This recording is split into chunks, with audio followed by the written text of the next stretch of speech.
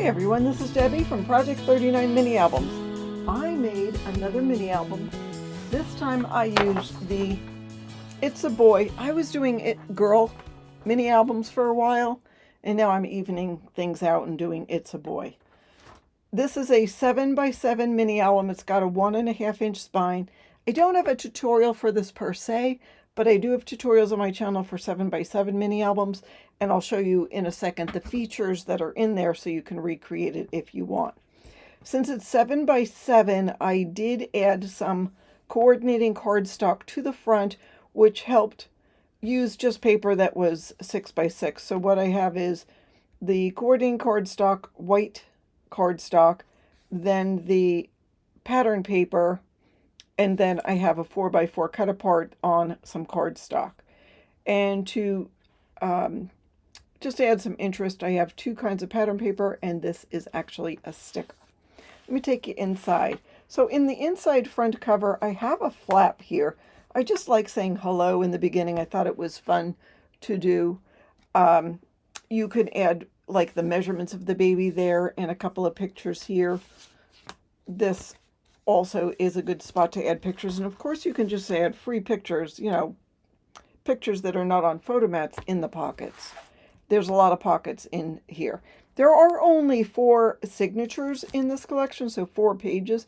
So that's 8 front and back, but there's hidden elements too. So here is just a photo mat and another photo mat. The photo mats measure, well, there are a couple of different sizes. This one is 3 3/4 by 4 1/4, and this one is 4 1/4 by 6 1/4. So you could put a 4x6 photo on here, but if you want to cut it down a little, then you can see the border, but you don't have to. So there is that. There are hidden photo mats. The photo mats measure 5.5 by 6 1/4. So you could put a 4x6 photo on here, or again, trim it down, or put 4x4 photos or 4x3 or whatever you feel like printing out. Here is another flap. Love the train paper. And here is a pocket. So I've done that throughout the album. You'll see a flap and then you'll see a pocket. And then in the pocket there are some photo mats, but yet it gives you some opportunity for some journaling on these. I had some pieces left over, so even though this isn't a typical photo size, you could put a small photo and journal down on there.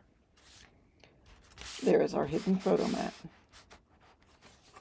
And here we go with the flap, and this is held down with a magnet. Even if you put a photo here, that magnet's strong enough, it's still going to stay down.